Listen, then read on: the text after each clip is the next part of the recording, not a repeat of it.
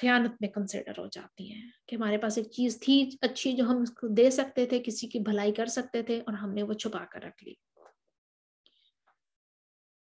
مگر وہ لوگ جو توبہ کر لیں اور اصلاح کر لیں اور بیان کر دیں تو میں ان کی توبہ قبول کر لیتا ہوں، اور میں توبہ قبول کرنے والا اور رحم کرنے والا ہوں۔ اب ساتھ ہی اللہ تعالیٰ نے توبہ کے دروازے کھول دیے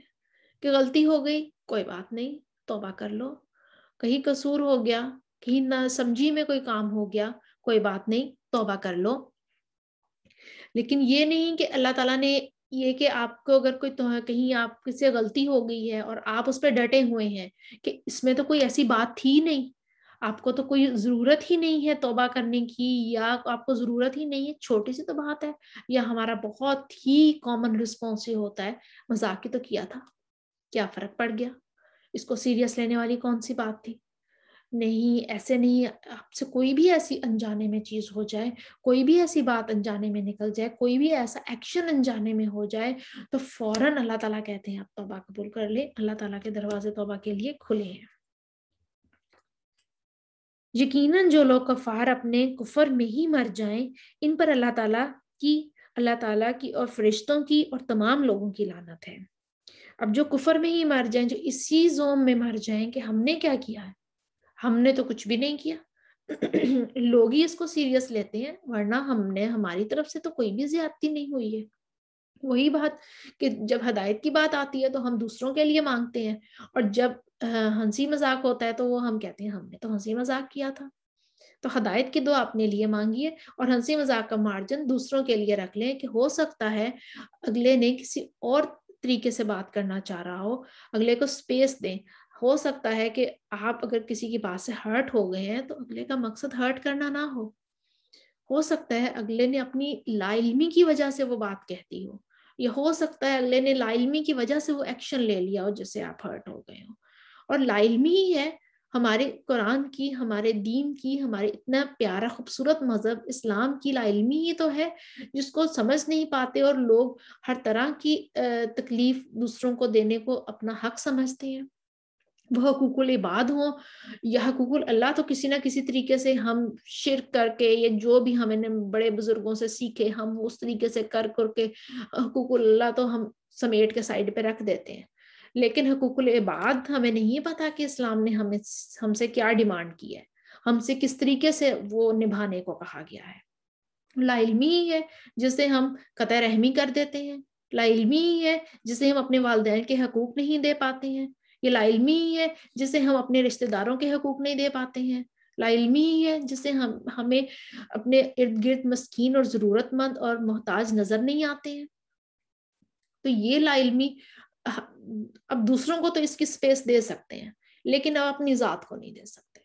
کہ اللہ تعالیٰ ہمیں دعا کرنی ہے کہ اللہ تعالیٰ ہم سے ٹھیک کام کروا لے، ہم سے خیر کے کام کروا لے، ہمیں سیدھے راستے پر رکھ لے، ہمیں ہدایت دے۔ دوسروں کا معاملہ ان کے ساتھ، انہوں نے جو کیا ان کا معاملہ اللہ کے ساتھ ہے، لیکن ہمیں اپنا معاملہ اللہ تعالیٰ کے ساتھ سیدھا کرنا ہے،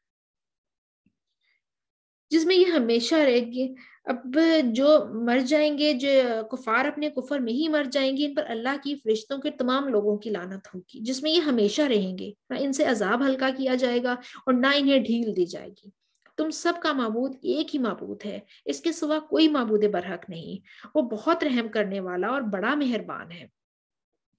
آسمان اور زمین کی پیدائش، رات دن کا ہیر پھیر، کشتیوں کا، لوگوں کے نفع دینے والی چیزوں کے لیے سمندروں میں چلنا، آسمان سے پانی اتار کر مردہ زمین کو زندہ کر دینا،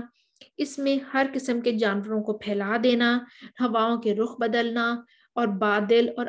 آسمان اور زمین کے درمیان مسخر ہیں، اور ان میں عقل مندوں کے لیے قدرت الہی کی نشانیاں ہیں۔ بعض لوگ ایسے بھی ہیں جو اللہ کی شریک اوروں کو ٹھہرا کر ان سے ایسی محبت رکھتے ہیں جیسی محبت اللہ سے ہونی چاہیے۔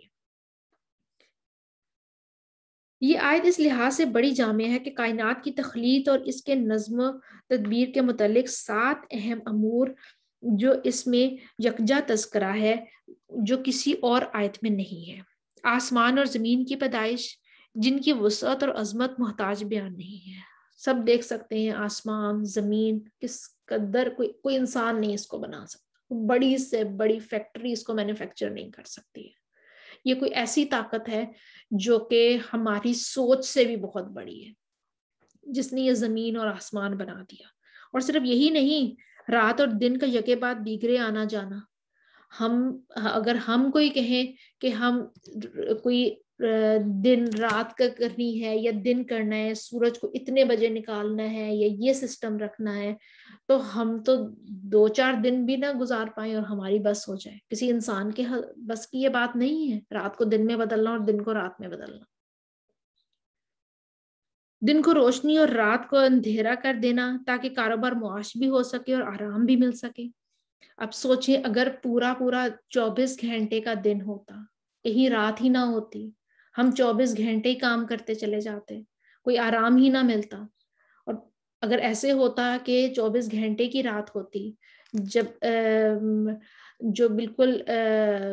کچھ ایسے ممالک بھی ہیں جہاں پہ 23 گھنٹے دن رہتا ہے، 6 مہینے دن رہتا ہے، 6 مہینے رات رہتی ہے، اور وہاں پہ اتنی زیادہ پیشنٹس ہیں ڈپریشن کے، اور ان کو وہ جب سورج ہی نہیں دیکھ پاتے ہیں تو ان کو وہ انرجی نہیں ملتی ہے کام کرنے کی، ان کو وہ جو ہمیں نیچرل سورس آف انرجی ہے جو ہمیں کام کی طرف لے کر آتا ہے، ان کو وہ نہیں مل سکتی ہے۔ اور جب سارا دن 6 مہینے دن ہی رہتا ہے، سورج کی روشنی ہی رہتی ہے، تو انہیں وہ پیس آف مائنڈ ملتا ہی نہیں ہے جو رات کے وقت آرام کر کے ہمیں ملتا ہے۔ تو یہ اللہ کی بہت بڑی نشانیوں میں سے ایک نشانی ہے۔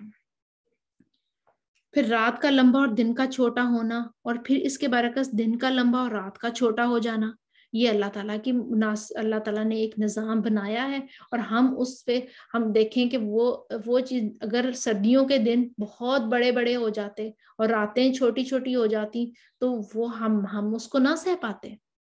اور گرمیوں کے دن اگر چھوٹے چھوٹے ہوتے اور راتیں بڑی بڑی ہو جاتی تو شاید ہم اس کو بھی برداشت نہ کر سکتے۔ یہ اللہ تعالیٰ کا ایک نظام ہے اور بہت ہی صحیح نظام ہے، اور اس پہ نشانیاں ہیں ہر اس کے لیے جو اس میں غور و فکر کرے۔ سمندر میں کشتیوں اور جہازوں کا چلنا، جن کے ذریعے سے تجارتی سفر بھی ہوتے ہیں اور بہت سے سامان، رزق اور آسائش بھی ایک جگہ سے دوسری جگہ منتقل ہوتا ہے۔ اب سمندر اور اس پہ کشتیوں اور جہازوں کا چلنا، اب اندازہ کریں یہ قرآن جو ہے وہ 1400 سال پہلے والی کتاب ہے، 1400 سال پہلے نازل ہوئی تھی۔ اب یہ اللہ تعالیٰ کا یہاں پہ ہے کہ یہ اللہ تعالیٰ کی طرف سے کتاب ہے، یہ کسی انسان کی لکھی ہوئی کتاب نہیں ہے، یہ کسی بھی ہم یہ نہیں کہہ سکتے کہ نبی صلی اللہ علیہ وسلم کا اپنا کلام ہے یا ان کی شاعری ہے، یہ اللہ تعالیٰ کا کلام ہے۔ اس وقت جہازوں کا کانسیپٹ بھی نہیں تھا، اور بحری جہازوں کا تو بالکل بھی نہیں تھا، اور قرآن میں اس کا ذکر آ گیا ہے کہ جہازوں کا چلنا تمہارے لیے نشانی ہے، سمندروں میں جہازوں کا چلنا تمہارے لیے نشانی ہے۔ تو یہ وہی ذات ہے جس کو ہر آنے والی چیز کا پتہ ہے، جس کو ہر آنے والی جو ہم مسخر کر رہے ہیں کائنات میں سے، اور جو بھی ہم چیزیں اس کو اس ذات کو پتہ ہے، اور ہم اس کے پابند ہیں اس کو ماننے کی۔ ہمارا کام صرف ہے اس کو غور و فکر کرنا اس پر۔ بارش جو زمین کی شادابی اور اس کی تر و تازگی کے لیے نہایت ضروری ہے۔ ہر قسم کے جانوروں کی پیدائش جو نقل و حمل، کھیتی باڑی اور جنگ میں بھی کام میں آتے ہیں، اور انسانی خوراک کو بھی ایک بڑی مقدار ان سے پوری ہوتی ہے۔ ہر قسم کی ہوائیں، ٹھنڈی بھی، گرم بھی، برابر بھی اور غیر برابر بھی، شرقی غربی بھی اور شمالی جنوبی بھی، انسانی زندگی اور ان کی ضروریات کے مطابق، اور بادل جنہیں اللہ تعالیٰ جہاں چاہتا ہے برساتا ہے، یہ سارے امور کیا اللہ تعالیٰ کی قدرت اور اس کی وحدانیت پر دلالت نہیں کرتے؟ یقیناً کرتے ہیں، لیکن اس تخلیق میں اور اس نظم و تدبیر میں اس کا کوئی شریک ہے نہیں، یقیناً نہیں۔ تو پھر اس کو چھوڑ کر دوسروں کو معبود اور حاجت روا سمجھنا کہاں کی عقل مندی ہے؟ بعض لوگ ایسے بھی ہیں جو اللہ کے شریک اوروں کو ٹھہرا کر ان سے ایسی محبت رکھتے ہیں جیسی محبت اللہ سے ہونی چاہیے، اور ایمان والے اللہ کی محبت میں بہت سخت ہوتے ہیں۔ مذکورہ دلائل اور یہ سب باتیں کرنے کے باوجود ایسے لوگ بھی ہیں جو اللہ کو چھوڑ کر دوسروں کو اس کا شریک بنا لیتے ہیں، اور ان سے اسی طرح محبت کرتے ہیں جس طرح اللہ سے کرنی چاہیے۔ نبی پاک صلی اللہ علیہ وسلم کے وقت ہی ایسا نہیں تھا۔ شرک کے یہ مظاہر آج بھی عام ہیں، بلکہ اسلام کے نام لیواؤں کے اندر بھی یہ بیماری گھر کر گئی ہے۔ انہوں نے بھی نہ صرف غیر اللہ اور پیروں اور فقیروں اور سجادہ نشینوں اور اپنا ماوا ملجا اور قلبہ اور حاجات بنا رکھا ہے، بلکہ ان کی محبت اللہ سے بھی زیادہ ہے، اور توحید کا واز ان کو بھی اسی طرح کھلتا ہے جس طرح مشرکین مکہ کو اس سے تکلیف ہوتی تھی، جس کا نقشہ اللہ نے اس آیت میں کھینچا ہے۔ وَإِذَا ذُكِرَ اللَّهُ وَحْدَهُ اشْمَأَزَّتْ قُلُوبُ الَّذِينَ لَا يُؤْمِنُونَ بِالْآخِرَةِ وَإِذَا ذُكِرَ الَّذِينَ مِن دُونِهِ إِذَا هُمْ يَسْتَبْشِرُونَ، اور جب تنہا اللہ کا ذکر کیا جاتا ہے تو جو لوگ آخرت پر یقین نہیں رکھتے ان کے دل سکڑ جاتے ہیں، اور جب ان کے سوا اوروں کا ذکر کیا جاتا ہے تو خوش ہو جاتے ہیں۔ استغفر اللہ۔ یہ کہا جا رہا ہے کہ یہ جو شرک کا معاملہ ہے یہ صرف جب نبی صلی اللہ علیہ وسلم آئے دور جاہلیت میں اور قرآن نازل ہوا اور کہا کہ صرف ایک نبی کے ایک اللہ کو مانو، اور اس وقت جو مخالفت انہیں پیش آئی اور جو اس وقت شرک لوگ کرتے تھے اور اس سے نہیں ہٹ رہے تھے، وہ صرف وہاں تک ہی ختم نہیں ہو گیا۔ یہ انفارچونیٹلی آج کے دور میں بھی یہ بہت زیادہ پایا جاتا ہے۔ جب پیروں فقیروں کے پاس جایا جاتا ہے، جب قبروں سے مانگا جاتا ہے، جب اپنے بزرگوں کا وسیلہ بنا کر ان سے اپنی حاجات پوری کی جاتی ہیں، یہ شرک ہی ہوتا ہے، بہت بڑا شرک ہوتا ہے۔ وہ بھی شرک ہوتا ہے جب ہم اپنے بزرگوں کے نقش قدم پر چل رہے ہوتے ہیں کہ یہ تو ہمارے باپ دادا کرتے آئے ہیں۔ نبی پاک صلی اللہ علیہ وسلم کے زمانے میں بھی یہی مشرکین کا کہنا تھا نا کہ ہم اپنے باپ دادا کا مذہب چھوڑ دیں، کیا وہ غلط تھے؟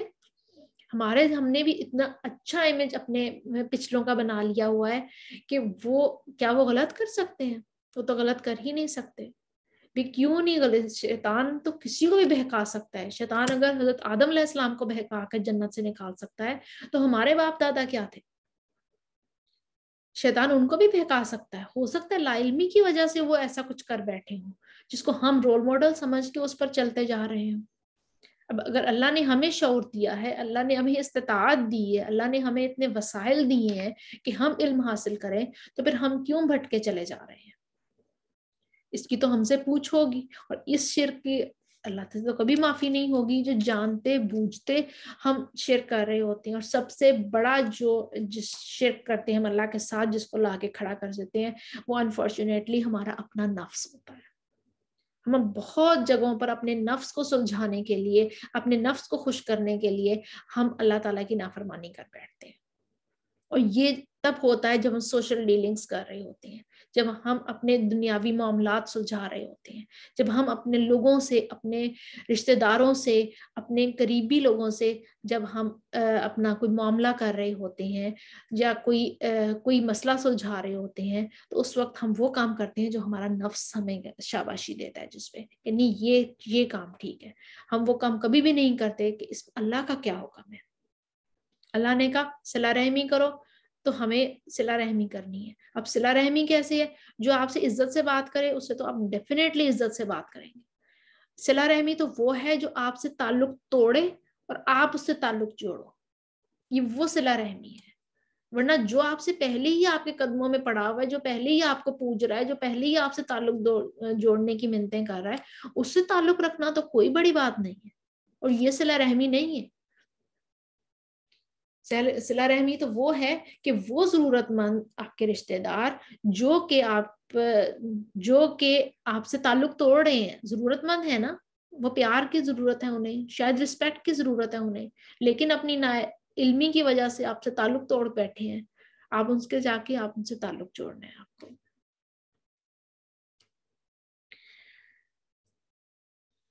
تاہم اہل ایمان کو مشرکین کے برعکس اللہ تعالیٰ ہی سے سب سے زیادہ محبت ہوتی ہے، کیونکہ مشرکین جب سمندر وغیرہ میں پھنس جاتے ہیں تو وہاں انہیں اپنا معبود بھول جاتا ہے اور وہاں صرف اللہ تعالیٰ کو پکارتے ہیں۔ اور مشرکین سخت مصیبت میں مدد کے لیے صرف اللہ تعالیٰ کو ہی پکارتے ہیں۔ مختلف صورتوں میں، مختلف قرآن میں، سورۃ العنکبوت میں آیا ہے فَإِذَا رَكِبُوا فِي الْفُلْكِ دَعَوُا اللَّهَ مُخْلِصِينَ لَهُ الدِّينَ۔ اس طرح سورہ لقمان میں آیا ہے